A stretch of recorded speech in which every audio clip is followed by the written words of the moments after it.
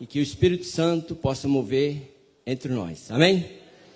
Eu quero nesse momento aproveitar para dizer para você que é visitante, que nos visita, essa casa é do Pai. Então, como filhos, todos nós somos bem recebidos aqui. Amém? Que vocês possam sentir bem o nosso meio, tá bom? Bem, meus irmãos, essa semana eu fiquei pensando, o que seria do mundo sem, em primeiro lugar, o Espírito Santo e sem a Bíblia, sem a palavra? Como seria esse mundo? Vocês já pensaram sobre isso? Eu não vou afirmar, mas me parece que o cristianismo, eu acho que é a maior religião no mundo, né? Não tenho bem certeza, mas eu acho que é. Entendeu? E me imagine bem, se não vivêssemos numa sociedade com o conceito judaico-cristão. Sem o Espírito Santo e sem a palavra de Deus, como seria esse mundo? Meus irmãos, é uma coisa assim que não teria vida. Porque tudo é Deus que move nesse mundo. Querem você aceitar ou não. Mas somos totalmente dependentes de Deus. Não tem outro meio. E o único meio de salvação está através da palavra de Deus, a obediência e a fé em Cristo Jesus. É o único meio de nós termos um mundo melhor. Agora, com toda a palavra de Deus que nós temos conosco, e o Espírito Santo, vocês já prestaram atenção como que está ficando esse mundo? As pessoas têm o conceito cristão, mas as pessoas estão desprezando a palavra de Deus. E é muito triste isso, que se não vamos falar de pessoas que não têm um compromisso, não é pessoas batizadas, vamos dizer para aqueles que são batizados e que assumiram um compromisso com Cristo. Como posso eu viver sem ter um relacionamento com Deus, o Espírito Santo e a palavra dele? No final isso vai dar ruim. E nós temos que meditar e pensar que através da palavra de Deus nós temos sim a resposta para tudo. Jesus vai voltar. E como é que eu estou me preparando para esse dia? Nós temos relatos bíblicos aonde pessoas que eram pessoas judaicas, pessoas que tinham conceito cristão, mas eles foram fulminados por ser desobediente à palavra de Deus. Então nós temos a oportunidade hoje, através do Espírito Santo e a palavra de Deus, nós sermos freados essa natureza ruim que existe dentro de nós. Quem freia isso é o Espírito Santo. Nós não somos melhores do que ninguém. Aqueles que têm o temor de Deus, o Espírito Santo e a palavra é que nos freia, é que coloca freio para que a gente não vai e faça tudo o que dá vontade de fazer. E eu separei essa semana para hoje uma mensagem, mas antes de abrirmos a palavra de Deus, vamos falar com Ele. Querido Deus e eterno Pai, obrigado, Senhor, por mais um dia que o Senhor nos concede de estarmos aqui na Tua casa de oração. Obrigado, Senhor, que apesar das dificuldades, apesar das lutas, apesar, Senhor, dos nossos pecados, apesar, Senhor, das ameaças desse Covid, mas o Senhor nos moveu e nos trouxe até aqui. O Senhor tem um propósito para a nossa vida. E neste momento nós vamos abrirmos aqui a Sua palavra. E que o Seu Santo e Bom Espírito nos faça companhia, nos guia em toda a Tua palavra. E que o nosso coração também sejam aberto para receber a Tua mensagem. Em nome, por amor de Jesus. Amém. Bem, vamos abrirmos a palavra de Deus no livro, na 2 Samuel 9.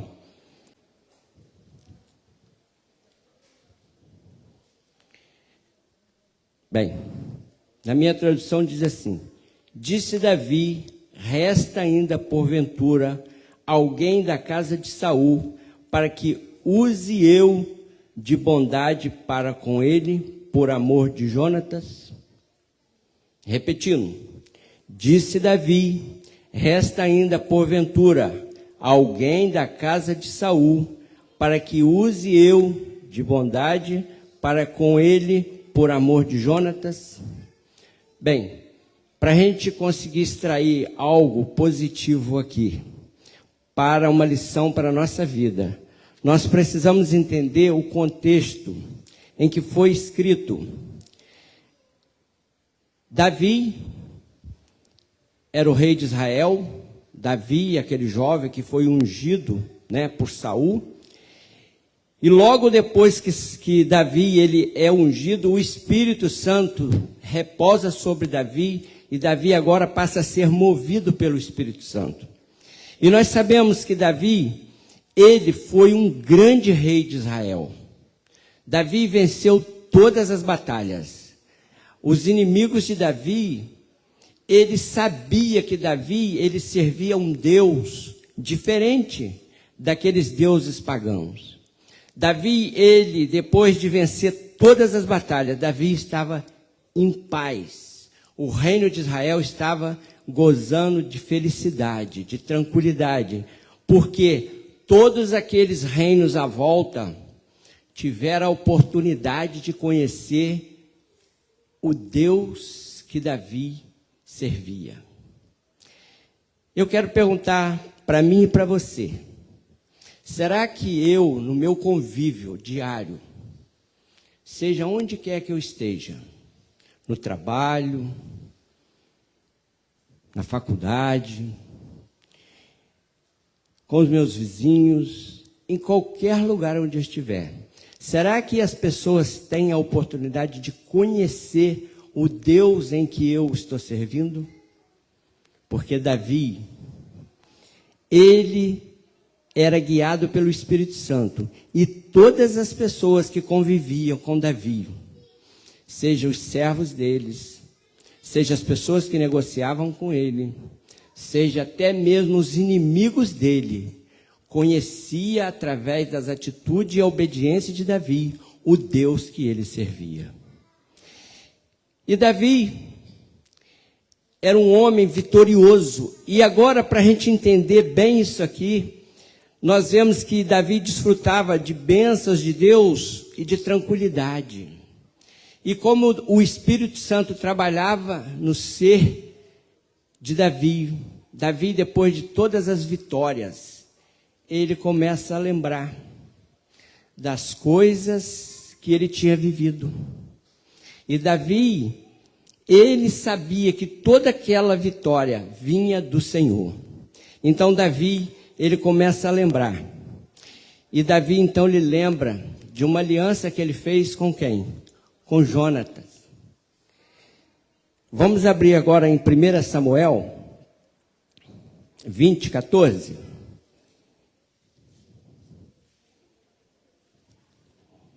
Vamos voltar um pouquinho.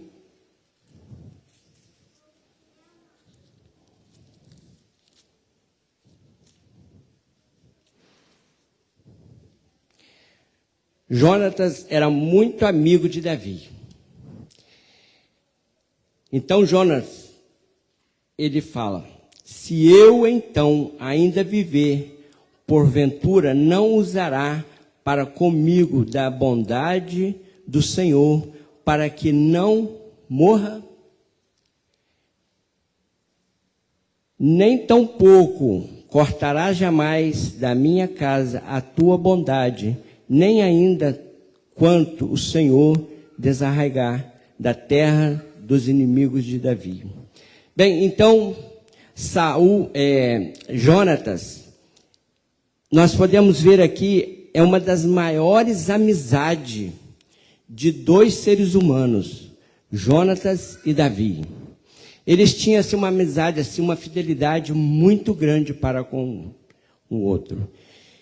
E o interessante aqui é que Jonatas, com os olhos da fé, ele sabia que Davi ia se tornar o rei de Israel. Ele sabia que Deus era com Davi.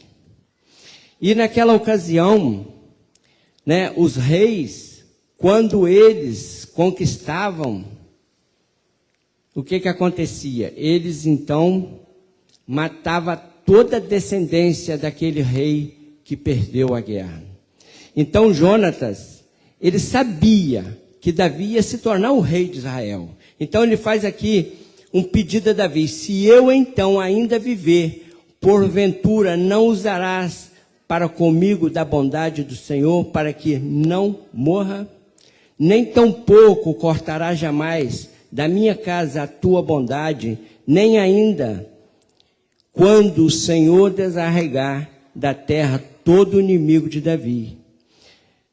Jonatas sabia que Davi ia ser rei, e Jonas temia por ele e por seus filhos. E ele então faz uma aliança com Davi. Agora aqui no 16, assim fez Jonas aliança com a casa de Davi, dizendo: vingue ao Senhor os inimigos de Davi. Jonas fez jurar a Davi de novo pelo amor que este lhe tinha, porque Jonatas o amava com todo o amor da sua alma. Então Davi agora ele faz uma aliança, ele faz um juramento, que ele não faria nenhum mal, nenhum das descendências de Jonatas. No capítulo 24, Davi também lembra de uma aliança que ele fez com o próprio rei Saul. 24, 20. Agora, pois, tenho certeza de que serás rei e de que o reino de Israel há de ser firme na tua mão. Vamos dar uma paradinha aqui. Saul, depois de perseguir os filisteus, eles reúnem 3.000 homens. E ele então sai à caça de Davi, porque ele achava que Davi, se tornando rei, mataria ele com seus filhos e acabaria com todo o seu reinado. E ele então, onde ele sabia que Davi estava, ele ia à procura de Davi. E num desses dias, ele, em busca de Davi, ele então, ao caminhar, procurando por todos os lugares, ele então se depara numa caverna e ele sente necessidade de usar o banheiro. E ele então entra naquela caverna para fazer as suas necessidades físicas. E quem estava lá ao fundo da caverna? Estava Davi com seus homens. E quando os homens de Davi viram Saul entrar, um dos homens disse: aí, o seu inimigo, Saul, hoje Deus colocou ele na sua mão. Você aproveita e mata. Tira a vida dele, ele é seu inimigo, ele está buscando tirar a sua vida. Então Davi pensou bem e disse: longe de mim que eu faça tal coisa, pois ele é um ungido do Senhor. Eu não vou tirar a vida de uma pessoa que Deus ungiu. E Saul, então, ali, dentro daquela caverna, não sabia que estava acompanhado. Mas o que Davi faz? Davi levanta e vai até a capa de Saul e corta-lhe um pedaço e traz consigo na mão. Saul, depois de fazer as suas necessidades, ele sai da caverna. E então, quando ele já estava bem distante, Davi também sai da caverna e grita com Saul: Rei, por que você me persegue? Eu não quero te fazer mal. Você fica dando ouvido às pessoas dizendo que eu quero te fazer mal. Eu não quero te fazer mal. Você é um ungido do Senhor. Eu não quero o seu mal. Está aqui na minha mão um pedaço da orla da sua capa. Então, quando Saul vê que Davi poderia ter tirado a sua vida, Saul, então, ele começa a chorar, porque ele viu que Davi poderia ter matado. Ele começa a chorar, e então nós vamos continuar aqui. Agora, no versículo 20, agora, pois, tenho certeza que serás rei e de que o reino de Israel há de ser firme na tua mão, Portanto, jura-me pelo Senhor que não eliminarás a minha descendência, nem desfará meu nome da casa de meu pai. Então jurou Davi a Saul, e este se foi para sua casa. Porém, Davi e os seus homens subiram a um lugar seguro. Bem, então Davi ali faz um juramento que se ele se tornasse rei, ele não faria nenhum mal à casa de Saul. Ainda Saul perseguindo, mas então Saul volta para sua casa. E Davi, ele vai, como o texto diz, para um lugar seguro. Mas passado algum tempo, o reino de Israel novamente começa a guerrear com os inimigos.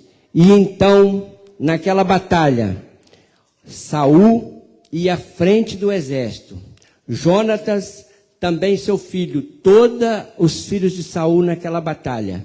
Então, num dado momento, Israel começa a perder a batalha. Começa os homens a fracassar. E então, a família real começa agora, então, se sentir ameaçada. Jonatas já tinha sido morto. E Saul, vendo que ia ser torturado pelo inimigo, o que Saul faz? Falou: longe de mim que esses inimigos vão me apanhar e vão me torturar. Então Saul, ele coloca a sua espada entre pedras e ele se lança sobre a espada para tirar a própria vida. Antes ele pede para que o seu segurança tirasse a vida, mas o segurança dele disse: não, rei, eu estou aqui para proteger a sua vida, eu não estou aqui para tirar a sua vida. Então Saul prende a espada lá entre as pedras e se lança. Quando o segurança de Saul vê que ele se suicida ali, ele falou assim: eu é que não vou ficar para ser torturado, eu vou tirar minha vida. Então ele se mata. Mas Saul não tinha morrido, Saul estava agonizando. E nisso vem passando uma amalequita. E Saul pede: por favor, o exército vão me capturar e eles vão me torturar. Termina o serviço, tira a minha vida. Então o amalequita se joga em cima do corpo de Saul e Saul morre. Bem, a partir daí, a notícia chega até em Jezreel, aonde era o palácio do rei. E então ali eles dizem: olha, o exército de Israel está perdendo a batalha. Saul já morreu. Jonatas está morto. Então, olha, salve-se quem puder. Então, a babá do filho de Jonatas, neto de Saul, ela pega a criança que tinha 5 anos, coloca no colo e começa a correr. E num dado momento da corrida dela, ela tropeça e o garoto cai. E aquela criança fica aleijada dos 2 pés. E aquela criança agora se torna uma criança deficiente. E ela chega com aquela criança até o local onde teria que se esconder. Agora vamos voltar para o texto, 2 Samuel, para a gente entender o que está acontecendo. 2 Samuel 9, versículo 2. Havia um servo na casa de Saul, cujo nome era Ziba. Chamaram-no que viesse a Davi. Perguntou-lhe o rei: és tu Ziba? Respondeu: eu mesmo, teu servo. Disse-lhe o rei: não há ainda alguém da casa de Saul para que use eu da bondade de Deus para com ele? Então Ziba respondeu ao rei: ainda há um filho de Jonatas, aleijado de ambos os pés. Bem, na minha Bíblia diz, a tradução diz bondade. No texto original é reset. Isso significa a graça de Deus. No hebraico, reset significa a graça de Deus. Então, aqui nós vemos que o rei, ele tem um desejo de fazer bondade. Mas aqui a gente vê aqui um grande preconceito, porque Ziba, ele tinha sido servo de Saul, agora ele se tornou servo de Davi. E ele tinha informação, ele sabia de tudo aonde estava a criança. Então, nós vemos aqui um preconceito, porque ele diz, ele é aleijado de ambos os pés. Em outras palavras, ele está dizendo, rei, você vai se preocupar com um deficiente? Uma pessoa que não tem nem nada a ver com o palácio? Você vai usar de bondade com uma pessoa que está lá refugiado, escondido, que não serve para nada?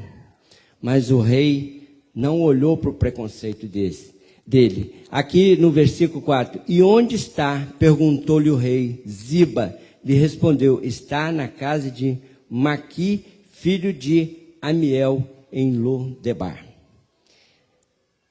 Essa palavra Lo-debar, debar, significa campos verdes, pastagens férteis, terra que mana leite e mel, terra aonde há vida. Debar. Agora, Lo é oposição a isso. Lo é terra seca, terra onde não tem vida, terra onde não tem condição boa para sobreviver, terra onde não tinha água. Mas quem ia para lá? Ia para lá exatamente quem? Os fugitivos de guerra, como Mefibosete, que não poderia mais ficar na sociedade porque a babá temeu que eles tirassem a vida, porque era uma prática dos reis. Então, Mefibosete, ele está na casa de quem? Nem casa ele tinha, ele estava na casa de alguém, vivendo de favor, vivendo ali das migalhas daquela região. E ele cresceu ali. Nós vemos que então o rei se interessa para fazer as bondades que ele prometeu para Jonatas. Então o rei manda agora a sua guarda real ir atrás de Mefibosete. Nós podemos imaginar, o capitão da guarda aqui chamava Benaia. Aqueles homens a cavalo, aqueles homens mais bem preparados, agora está em busca de quem? De um fugitivo de guerra. Numa terra, né, provavelmente com poucas condições de vida. E aquele comandante, aquele oficial com a sua comitiva, então quando está chegando próxima daquela cidade, ele pergunta, aonde mora aqui Mefibosete? Então disseram, olha, mora lá naquela casa.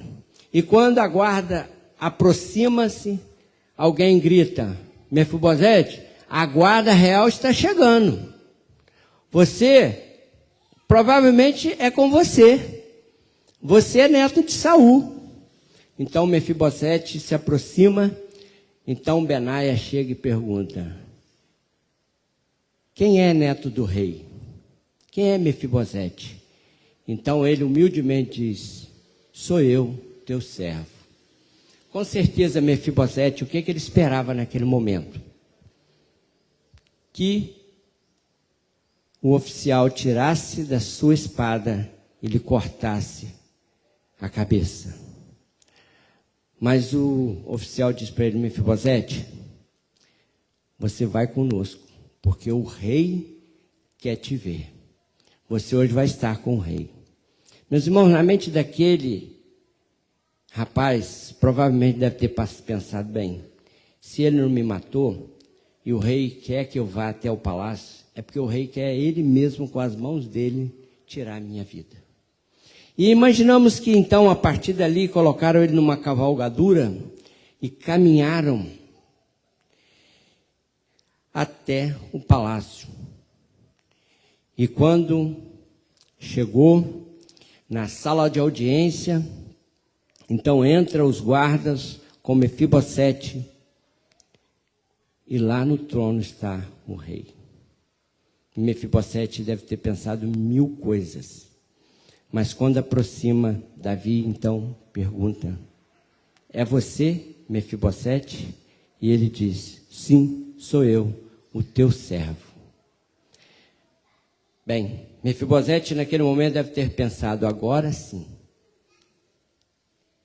Alguém da guarda vai desembainhar uma espada, ele ficou esperando.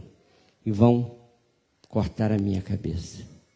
Então, no versículo 7, nós vamos ver o que o rei fala para ele. Então lhe disse Davi, não temas, porque usarei de bondade para contigo, por amor de Jonas, teu pai. A ti restituirei todas as terras de Saul, teu pai, e tu comerás pão sempre à minha mesa. Nós vemos aqui que Davi, ele usa o quê? Da reset, da graça de Deus. O que Mefibosete merecia diante do rei Davi? O que ele merecia? Ele merecia o quê? A morte. Mas aqui nós vemos a graça, através do rei Davi, a graça de Deus. E o rei disse para ele, olha, eu vou te dizer mais, tudo que era do seu avô, todas as terras, vai voltar para a tua mão. E ele diz para Ziba, chamou Davi a Ziba, servo de Saul, e lhe disse, no versículo 9, tudo que pertencia a Saul, a toda a sua casa, dei ao filho de teu senhor. Trabalhar-lhe-ás, pois, a terra, tu e teus filhos, e teus servos, e recolherás o fruto para que a casa de teu senhor tenha pão que coma. Porém, Mefibosete, filho deste teu senhor, comerás pão sempre à minha mesa. Tinha Ziba 15 filhos. Ziba tinha 35 homens à sua disposição. Mefibosete, que esperava receber o golpe ali e cortar-lhe a sua cabeça, o que ele vê é a graça de Deus. O rei Davi sendo aqui uma demonstração da graça de Deus como uma pessoa que não merecia nada. E ele agora vai receber tudo aquilo que era de direito dele.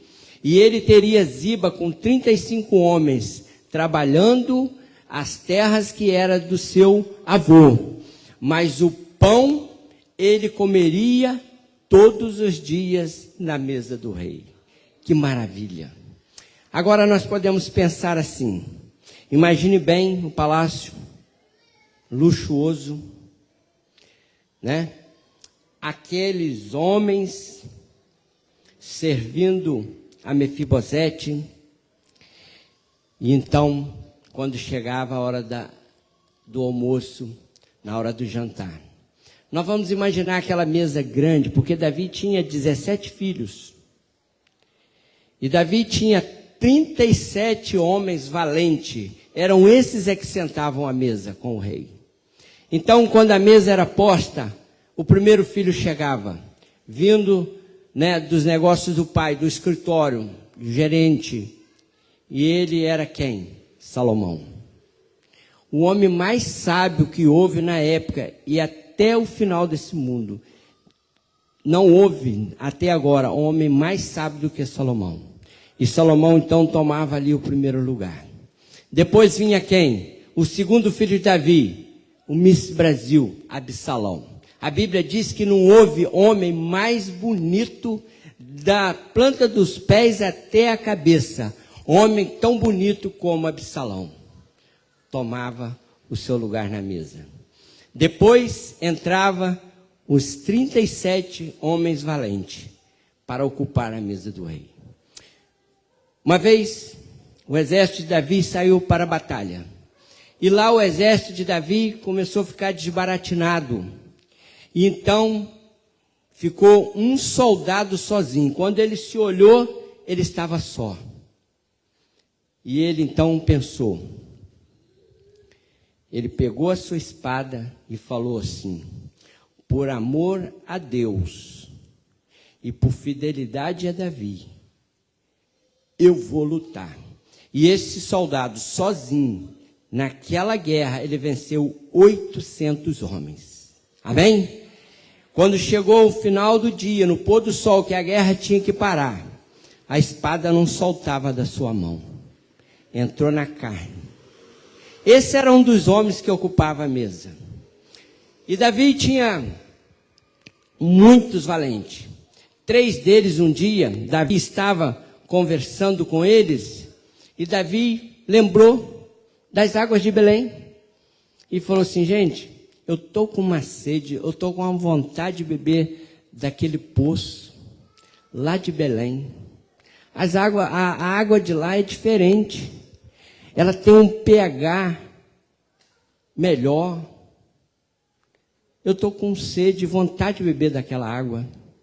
Então aqueles 3 homens, um olhou para o outro e um falou assim: ó, o rei está com sede. Vamos lá buscar água? Aí o outro falou: rapaz, você se esqueceu? Você sabe quem está lá, próximo do poço? O exército dos filisteus. E aí o outro disse: e daí? O rei está com sede, vamos buscar água. E eles foram. Quem se meteu no caminho deles, eles mataram. Aqueles que não se envolveram, eles deixaram com vida. E eles tiraram a água e trouxeram para o rei. E quando chegou, falou: rei, o senhor está com sede? Está aqui a água. Mas que água é essa? Onde vocês pegaram essa água? Ué, é a água lá do poço de Belém. Mas vocês foram lá, o exército dos filisteus estavam lá, e vocês foram, tiveram essa coragem. Fomos, rei. O senhor estava com sede? Então o rei pega aquela água, derrama aquela água no chão e diz: eu louvo, longe de mim beber dessa água, mas eu louvo ao Senhor pela fidelidade dos meus homens. Amém? E eram esses homens que sentavam com o rei. Eram esses valentes, junto com os filhos. E a mesa completa. Então, naquele jantar, quando alguém foi pegar o pão, Davi falou: não, espera aí, ainda falta um. Com certeza, os filhos de Davi falaram: pai, não falta ninguém, está todos os seus filhos aqui. Falou: não, falta um. Ainda falta um. E aí, logo depois, em seguida, se ouve um som de umas muletas entrando. Era Mefibosete. Mefibosete, com muita dificuldade, senta na sua cadeira e vira para o rei e diz: pai, desculpa porque eu atrasei. E Davi disse: não, aqui ninguém ia comer nada sem a tua presença. Amém? E quando Mefibosete sentou à mesa, ninguém mais via que ele era defeituoso físico. Todos eram iguais. Nós vemos aqui a recete, a bondade de Deus, a graça de Deus sendo usado por Davi. E Mefibosete, naquele momento, passou não ser mais um fugitivo, mas passou a ser o filho do rei. E com essa mensagem, eu quero dizer para você, hoje somos nós.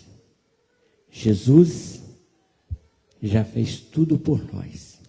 Nós vemos que a Davi, ele fez uma aliança primeiro com quem? Com Jonatas. Fez uma aliança também com Saul. E o estudo da nossa lição foi exatamente sobre a aliança de Deus para salvar o pecador. Jesus está preparando também a nossa mesa. É só nós darmos realmente continuidade, não esmorecer, ter a nossa comunhão com Deus. E eu quero aqui terminar essa mensagem no livro de Apocalipse 19, versículo 9. A nossa mesa já está sendo preparada. Apocalipse 19, versículo 9. Então me falou o anjo: escreve, bem-aventurados aqueles que são chamados à ceia das bodas do Cordeiro. E acrescentou: são estas as verdadeiras palavras de Deus. Amém? É a graça de Deus para conosco, o pecador. Nós não precisamos nos preocupar. O que nós precisamos fazer a nossa parte. Deus já fez tudo para a nossa salvação. O que nós precisamos hoje é tomar posse, é sermos obedientes, termos a nossa comunhão com Deus e esperar no Senhor.